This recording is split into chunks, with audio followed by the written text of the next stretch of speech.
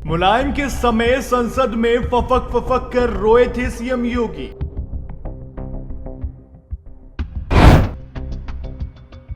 गोरखपुर में दंगे के बाद योगी को पुलिस ने भेजा था जेल।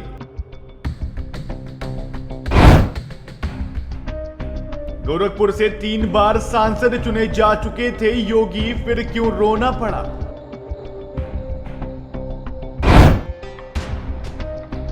अखिलेश के पिता मुलायम के राज में ऐसा क्या हुआ था कि योगी आदित्यनाथ रो पड़े?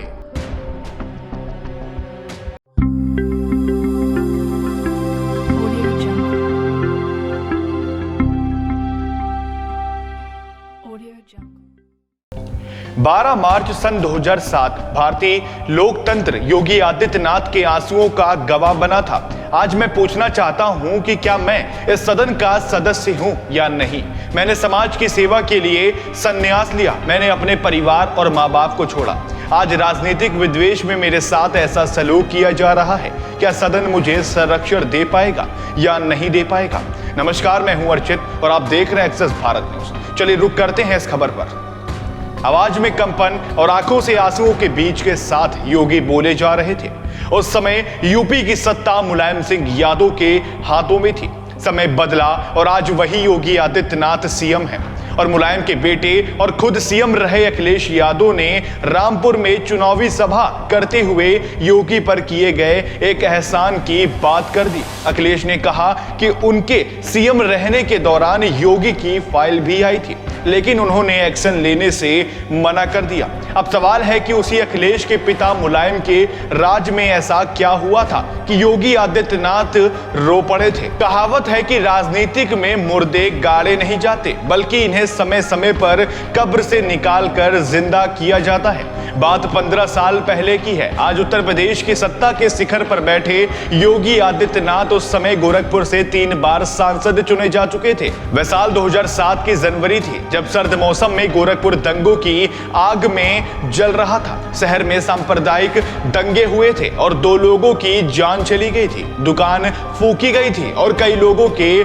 घर जला दिए गए थे। गोरखपुर में कई दिनों तक कर्फ्यू भी लगा दिया गया था। इसी बीच तत्कालीन स्थानीय सांसद योगी आदित्यनाथ को भी गिरफ्तार कर जेल भेज दिया गया था। यही वो घटना थी जिसके बाद योगी को जब संसद में बोलने का मौका मिला तो वे भावुक होकर रो पड़े थे। जनवरी 2007 में मुहर्रम जुलूस के दौरान 2 पक्षों में बवाल हो गया। एक युवक की मौत के बाद भीड़ उग्र हो गई। पुलिस ने किसी तरह से बीच बचाव किया, लेकिन दूसरे पक्ष का एक युवक भी घायल हो गया, जिसके बाद में इलाज के दौरान जान चली गई। मामले की गंभीरता को देखते हुए जिला प्रशासन ने शहर में कर्फ्यू का ऐलान कर दिया था। इसके बावजूद युवक की मौत से आक्रोशित तत्कालीन स्थानीय सांसद योगी आदित्यनाथ अपने समर्थकों के साथ मौके पर पहुंच गए और हिंसक धरना देना शुरू कर दिया। शहर में कर्फ्यू लागू था, इसलिए प्रशासन ने योगी आदित्यनाथ को शांति भंग के आरोप में गिरफ्तार कर 15 दिनों के लिए जेल भेज दिया। इस मामले में योगी पर भड़काऊ भाषण देने के भी आरोप लगे। यह भी कहा गया कि योगी ने संप्रदाय विशेष के लोगों के खिलाफ अपने समर्थकों को भड़काया था और कानून तोड़ने की भी बात की थी। जलाधिकारी और पुलिस कप्तान शांति भंग के आरोपी योगी आदित्यनाथ को गोरखनाथ मंदिर परिसर में ही नजरबंद करना चाहते थे, लेकिन योगी इस बात पर अड़ गए थे कि अगर उन्हें गिरफ्तार करना है तो उन्हें जेल ले जाया जाए। इसके बाद पुलिस योगी को अपनी गाड़ी में बैठाकर जेल की ओर रवाना हो गई। हालांकि पुलिस के लिए यह इतना आसान नहीं था। पुलिस की गाड़ी जैसे ही मंदिर से निकली तो योगी समर्थकों का विरोध झेलना पड़ा। कट्टर हिंदुत्व की राजनीति करने वाले योगी की छवि फायर ब्रांड हिंदूवादी नेता की थी। वह हिंदू युवा वाहिनी नाम से अपना संगठन बनाकर राजनीति करते थे। प्रदेश में मुलायम सिंह यादव की सरकार के खिलाफ कट्टरपंथियों के मुद्दे को लेकर धरना प्रदर्शन भी किया करते थे।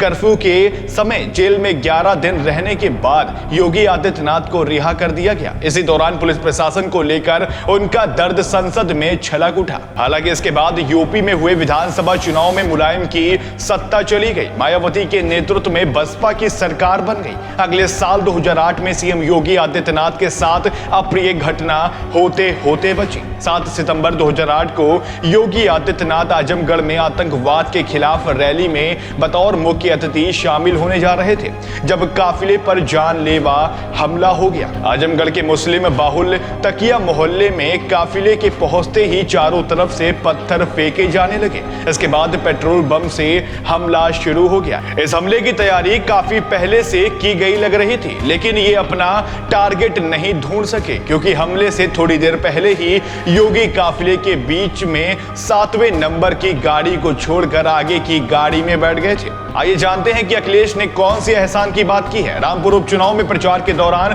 अखिलेश ने आजम खान के मामले में सरकार पर बदले की भावना से राजनीति करने का आरोप लगाया था। मुख्यमंत्री योगी आदित्यनाथ पर हमला भी बोला है। अखिलेश ने कहा कि उनके सीएम रहते हुए योगी आदित्यनाथ की फाइल भी आई थी। अखिलेश ने कहा कि अधिकारियों ने एफआईआर दर्ज करते हुए कार्रवाई शुरू करने को कहा था, लेकिन मैंने ही मना कर दिया, क्योंकि हम नफरत की राजनीति में विश्वास नहीं करते हैं।